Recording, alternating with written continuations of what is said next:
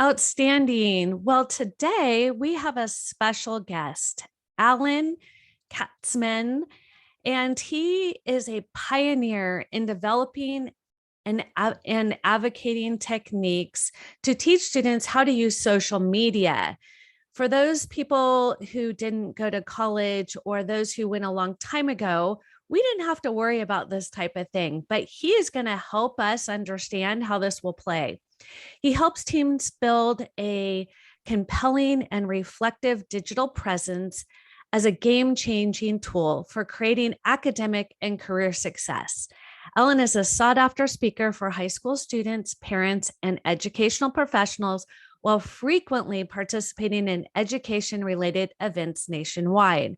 Ellen has been featured in the New York Times, the Wall Street Journal, CNN, ABC News, NPR, USA Today, Forbes, Business Insider, and Social Media Today. Ellen made his foray into social media education with the launch of Social Assurity in 2013 and has licensed its social media courseware to thousands of students nationwide. Before forming Social Assurity, Ellen served as an executive legal counsel for several startups and Fortune 500 technology companies, where he managed the law, compliance, and administrative functions. Alan received his BA from the University of Albany and his JD from Albany Law School. Wow. If that doesn't present, I don't know what does. So welcome, Alan. Thank you, Shellee. It's a pleasure to be here. So can you take that awesome bio and make it into something that we understand as parents, what it is that you do for families and how you do it? Yeah, sure. I mean, as the father of two daughters who have gone through the process and are now on their own, we applied this. It was as a father that I was seeing what my daughters were posting as high school students and in their early years, and realizing and looking into it and seeing that colleges were looking back in, this is 2011, 2012, before I started Social Assurity. And also the position I was in when I was working was the chief administrative officer of a company that owned many companies. And we were actually looking at social media when vetting candidates through the process. So I actually viewed the world through my daughter's eyes. And at that point, everyone was saying, just assuming that social media is a negative, that had to be eliminated from the equation. And where I was sitting and where I was perched, I saw it very differently, because I was seeing that social media can be a differentiator, right? In the world of college admissions, when everybody's trying to get into a very good school and there's very little differentiation between grades, right? It's hard to get differentiation between a 3.5 and a 4.0. It doesn't mean anything. And the same thing with test scores. So in that frame, I saw social media as an opportunity. And while most students were scared because they were posting to an audience that was not college admissions officers, it was friends and colleagues that they were trying to impress, which is very different content than if they were trying to impress colleges, right? I saw this as an opportunity, but I also saw it as a learning experience, that this kind of communication, to use social media rather than to socialize with your peer group, right? Then to present yourself and tell your story to someone who's never met you, but is about to make an important decision about your future. For sure. Something that needed to be taught. They have they're digital natives. They know how to tell their story digitally, but we had to like shift their focus towards a different content. And that's what we've been able to do. And we alleviate the fear. I think there's very few things that a teenager can actually post on social media that will prevent them from gaining access into a school that they're qualified to get into. But a crafted social media presence that supplements the college application, right? That can take a deeper dive and let me tell you more about what I'm really proud of. Mhm. can help to differentiate and really be a positive and a difference maker For in sure. getting into a school or getting a scholarship. Yeah. And that's what we've been successful over the past, hard to believe me saying this, but about 8, almost 9 years. That's outstanding. Now, I've been following your work for probably close to 4 or 5. And I will tell you, my firstborn, he graduated in 2012. So I was right there with you. Okay. As a concerned parent, I'm like, what is this whole social media new craziness? Because the kids were not really understanding how to navigate it for their parents, their grandparents, and for their friends. It was kind of like, I just don't know what is safe. And so I remember having this conversation with my own firstborn and saying, don't post anything you wouldn't be proud of your grandmother looking at. That was like our benchmark for what we knew at that point. Right. And then we went through the whole Snapchat stage where kids really thought it disappeared. And then we had to teach Right. them a screenshot is very quick. And so we went through that stage. So you've had to navigate some definitely challenging waters, but like you, I've been coaching my students to use it to their benefit. So Yeah. using LinkedIn to help them tell their story, to use social media about their community service. So how do you get this out to families, and what does it look like for them to be part of your world?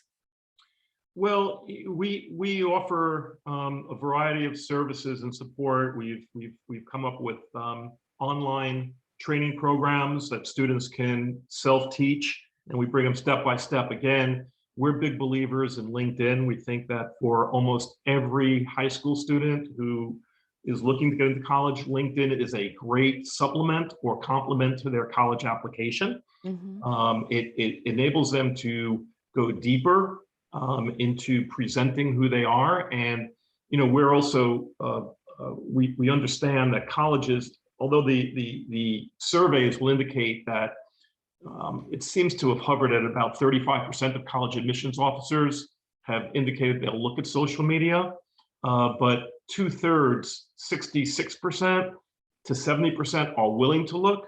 So we make sure our students understand that the link is in their application. If you want to learn more about my work with Habitat for Humanity, for example, please check out my LinkedIn profile and then put in the URL. Right, right. And then we are seeing that about, anywhere from 50 to 60% of the times our students, they're getting the click through. LinkedIn is great because LinkedIn will tell you, it may not tell you exactly who's looking, but it will tend to say someone at Harvard College looked at your Mhm. profile. Right. So we get that kind of feedback. So we know that that 60% or so of college admissions officers that are willing to look, we think that's accurate. And we see the difference between 35% who will look versus the 60% who are willing to look. Okay. We see that gap as opportunity. Draw Mhm. them to it, Mhm. right? And so we do it through the courses. We also have some very personal service, personal consulting. We have a LinkedIn Fast Start, which Mhm. is very, very valuable. Most students, most 16-year-olds don't understand that LinkedIn can be their digital portfolio, Mhm. that LinkedIn can be a storytelling tool. They Mhm. think it's just for old people like myself who are looking for jobs. And they don't have it's not an online resume. I think the people who view LinkedIn as just a cut and paste of their resume are missing the power of LinkedIn. Right. We've mastered, right, what LinkedIn can be for a high school student looking to get into a good college, or to distinguish themselves for a good college, or even a college grad who's Mhm. looking either to get into graduate school or to get into the workplace. Because you can't make an entry-level job or a school job like pouring coffee at Starbucks, and there's nothing wrong with that. But you can't make that into more than it is. And I Mhm. think when you just focused in on taking a professional experience and really exaggerating it, it loses credibility. But there's so much more than these students do, whether it's family contributions, activities within their community, within their church, extracurricular, what they do over the summer, volunteering. We kind of pull out, or have them through our methodology, have them show their character side. And I'm sure in your podcast, you're tracking too this element of character assessment in college admissions. For sure. And it's becoming much more mainstream. Schools are looking holistically at students. They want students who are going to engage, that are going to be able to collaborate with their peers, who are going to be able to contribute to the campus. There's so many different aspects of this. So if we can use LinkedIn, or if a student can use LinkedIn to get that, I'm hardworking, I'm persistent, I'm resilient, I'm a team leader, to talk about those elements of who they are as a person and what kind of personal attributes they can bring to the campus community. It becomes a real differentiator. Yeah. And then there's another side that we also are, that works with the social media. And that is this element of likelihood to enroll. Yeah. Okay? And you're an expert on this, and for the parents who are listening, it's, when I speak to the students, it's like, would you ask someone to the prom that you knew would say no? Right. And they would say never. And I would feel, I would no. And I said, colleges are the same way. And maybe not the Harvards and the Stanfords, because they know if the chances if they're asking you to come to the dance, you're going to say yes. It's like the prom king, prom queen. Right, exactly. But there's a lot of schools underneath that who are competing against Stanford. So say a school like Emory, for example, they could be competing for the students who have a chance to get into Harvard or Stanford. So, they are trying to assess, well, if I accept this student, what's the chances of them enrolling? Right. Demonstrated interest. It means something, there's 4,000 schools, there's 4,000 definitions of demonstrated interest. Sure. But, schools do look at this and they try to measure it through data. One of the best ways to do that is to follow schools on social media. Right. In addition to going to visit, right? But they are tracking, they all have these tools that can track engagement on social media. And it's not even a human interface. There's algorithms that are doing this that lead up to a likelihood to enroll quotient. So it's important that students understand, and parents, that you can't be a ghost applicant these days. And that means that the first time a school's going to hear about you is when you submit the application. Right. You want them to know your email address. They want to know that you're following them. And you can do all this through LinkedIn. LinkedIn has so many wonderful features. Every college has a presence on LinkedIn. They use it to share updates. It's incredible the amount of information and data that's there. And when we work with students and parents, they are shocked to see how much relevant insight you can actually track on LinkedIn. People who've graduated from that college, who are on LinkedIn, of course. Sure. Because we tell LinkedIn where we went to school, what we majored in, where we work, and what we do. Oh, they know our life. And they aggregate all that. So they'll know, so you can see if you want to get a marketing degree at Drew University in New Jersey, you can see where a marketing degree is taking those people. So you can actually see the value of the degree, and maybe, and I don't know this, I'm just making this up, but maybe you'd see that a marketing degree from Drew is not that valuable if you plan on relocating or starting a career in Atlanta. Right? Maybe it doesn't travel well. And so you can make those assessments through LinkedIn, and it's not subjective data like US News. It is real aggregated data. So there's a lot of different elements of value that help a family assess where to go what the best school is for their child, and Mhm. enable the child to present themselves in the best light. When I say child, young adult, the student. Right. All of that. I love how you're taking a positive spin on it, because so many people just want to go after the negativity of it and the how students are comparing themselves. I look at the same way as you do. If a student wants to know their competition, they need to look at who got into that school last year. Well, an easy way to find that is on LinkedIn. Mm-hmm. So we can use it in a bunch of different ways. So I love how you've taken that negative connotation of posting the wrong thing on social media can hurt. Well, yes, it can, but there's also so much good that can come from it.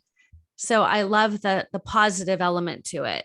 Yeah, and we have, again, we've developed the methodology to separate the personal from, let's call it professional, Mm-hmm. which could be college and career. Mm-hmm. And there's ways to make sure, again, that the colleges are going to see what you want them to see.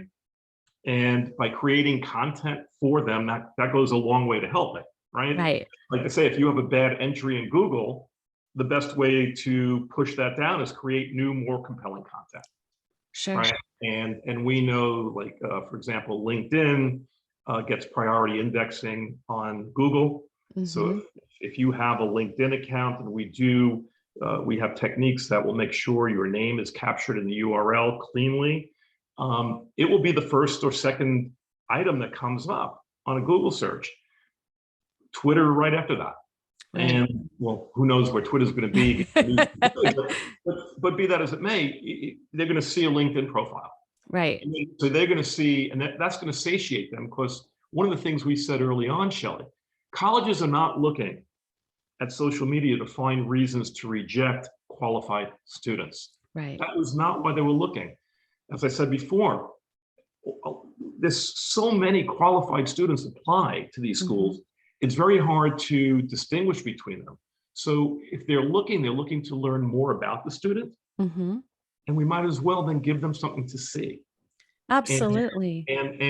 so, with that as the mindset, right, that social media can help, Mm-hmm. right? Because I speak to so many students, or before the pandemic, spoke to so many students, but it was always like, oh, I knew colleges are looking, so I never posted anything that would embarrass me. So I'm okay. Mm-hmm. And I would say, well, no, nothing to hide does not equal something to show, Mm-hmm. first of all.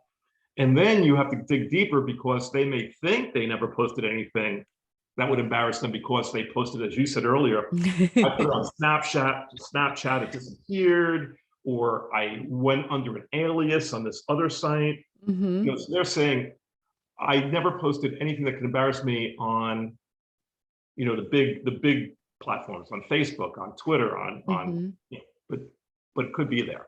The bottom line is, and we've seen this, through the years, unless it's a really threat of violence, racist, intolerant, or illegal drug use, as we've seen. Mm-hmm.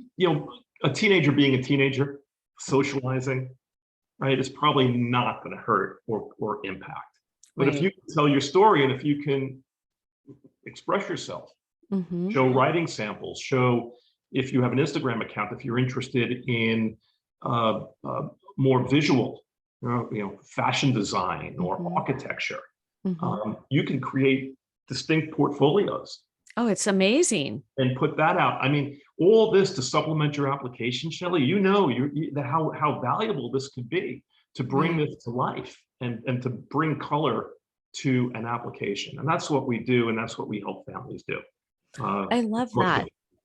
And this is So, not just for Ivy League schools. I mean, this applies to pretty much any school. It's going right. to help. It's going to help for merit aid. It's going to help to get in. It's going to help for scholarships. Absolutely. When we talk to students about a standout strategy, we often include the benefit of including that strategy into their social media. And it's just another layer of consistency. So it's just proof of, again, that it's not just in your application, but you've been doing it a while and you're passionate about it, and it's going to help them stand out. So what is the mission? What is your overall mission? What do you hope to accomplish? We want to change the world. One student at a time. One student at a time. We want to, we think, where we are standing, we think well, there is no such thing as the college admissions process, right? As I said, every school has its own definition of demonstrated interest. Every school has its own needs. It's hard to say, this is what you need to do to get into college, because each one is different, right? Mm-hmm. And whether they're selective or large, public, private, small, liberal arts, focus on, everybody's different. Right. But we think the whole process is broken, right? Students shouldn't be this stressed out at 17 and 18 and start worrying about college at age 12. So we think that the technology is there to express yourself, whether it's video. I mean, sure, you have your grades and test scores, whatever those mean these days, but you can present yourself in a very different way that wasn't even possible 10 or 15 years ago. Right. And I think colleges are beginning to see this. And graduate schools definitely see this, because they don't even hide. They law schools, medical schools, business schools, we are looking at your social media. Right. Several business schools says, we'll let you apply with your LinkedIn. So whether it's going to play a big value add in the high school to college step, it's a good time to start learning, because it will certainly pay dividends. What we teach will certainly pay dividends for them, for their ability to find an internship while at college, to prepare themselves for graduate school or for work after college. Right. So this whole mindset of showing your expertise, presenting yourself, and I hate the term, but people are using it, but your personal brand. And as you said, consistency, that this wasn't conjured up just to impress an admissions officer, but this is something that I've been interested in for years. Look at my social media. Look at how I've mastered X and I've grown into a leadership position, or this is what I've accomplished. And it's an incredibly powerful storytelling tool. And in the end, that's what we all have to do, right, in this day and age.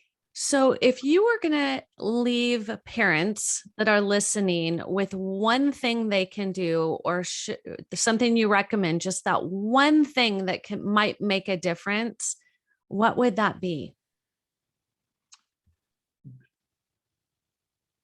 Do not fear social media.